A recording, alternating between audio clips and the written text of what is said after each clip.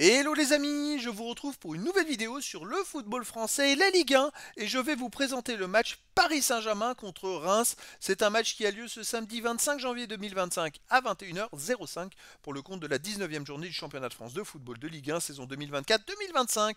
Alors le PSG, c'est le premier du classement qui reçoit Reims le 13e. Dans cette vidéo, on va revenir sur le classement de la Ligue 1 avec les statistiques des deux équipes. On verra également les meilleurs buteurs et passeurs de Ligue 1 ainsi que pour ces deux équipes en Ligue 1. Puis on enchaînera par tous les résultats et stats de tous les matchs joués, toutes compétitions confondues depuis le début de la saison par le Paris Saint-Germain et Reims. Et on terminera par les compositions d'équipes et tactiques éventuelles, ce qui nous permettra d'avoir une idée et une tendance à cette rencontre. Alors pour ceux qui souhaitent voir ce match à la télé, sachez que vous pouvez le voir sur DAZN. Et donc, au classement, on a donc le PSG qui est en tête et de très loin de la Ligue 1 avec 46 points en 18 matchs, 14 victoires, 4 nuls, aucune défaite, 48 buts marqués, 16 buts encaissés, plus 32 de différence de but. Bon, ils sont invaincus. Ils ont la meilleure attaque, la meilleure défense. Ils ont 9 points d'avance sur les poursuivants et même 14 points d'avance sur le troisième. C'est une saison quasi parfaite.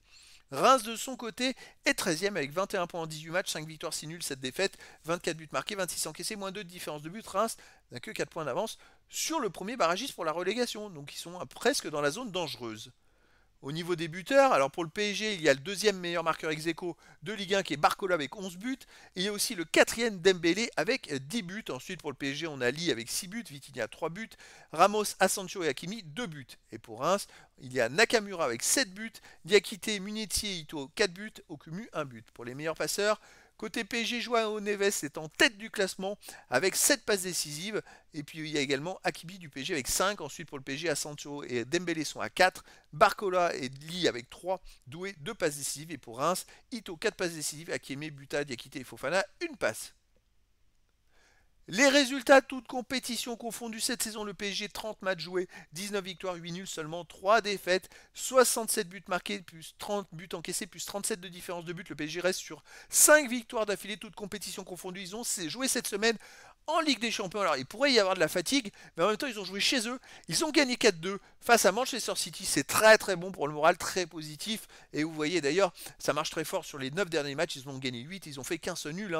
C'est vraiment le PSG est en train de se retrouver. Et donc ils sont invaincus depuis 11 matchs. Mais 5 victoires d'affilée, ça commence à faire. Le PSG, pour moi, grand favori, malgré la fatigue. De toute façon, ils ont l'effectif pour faire tourner, même au milieu de terrain. Donc voilà, je pense que le PSG reste grand favori face à Reims. En plus, ils n'ont pas de pression.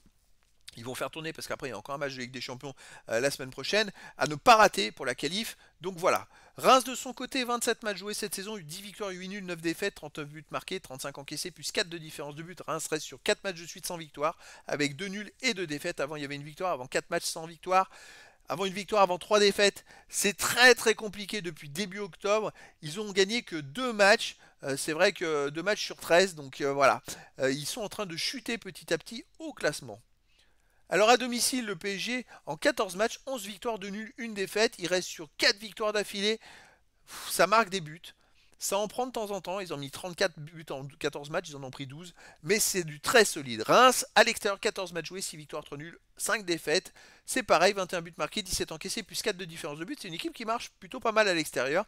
Là, il reste sur une grosse défaite à Saint-Etienne 3-1. C'est peut-être pas très bon pour le moral. Surtout que Saint-Etienne, c'est le barragiste pour la relégation. Et donc, sinon, avant, ils avaient 2 victoires et 1 nul dans les 3 matchs avant 2 défaites, avant 2 victoires à l'extérieur. C'est une équipe qui voyage plutôt pas mal. Après là ça se joue au PSG, je verrais bien quand même une victoire du PSG 3-1 ou 4-2. Encore un gros score. Après dans le foot, tout est possible.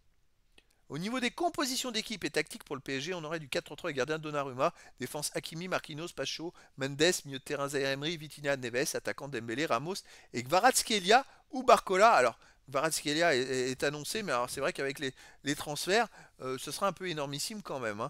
Et pour Reims, on aurait du 4-2-3-1 avec gardien Diouf, défense Buta, Kipré, Okumu, Akeme, milieu de terrain Atangana, Munetsi en milieu défensif, milieu offensif Elie, Ito, Thomas, Nakamura, attaquant Diakité. Donc voilà les amis, le décor est planté entre ces deux équipes et donc je vous donne rendez-vous ce samedi 25 janvier 2025 à 21h05 pour le match de football de la 19e journée du championnat de France de Ligue 1 saison 2024-2025. Le PSG premier du classement reçoit Reims le 13e. Voilà les amis, je vous dis à très bientôt pour une nouvelle vidéo.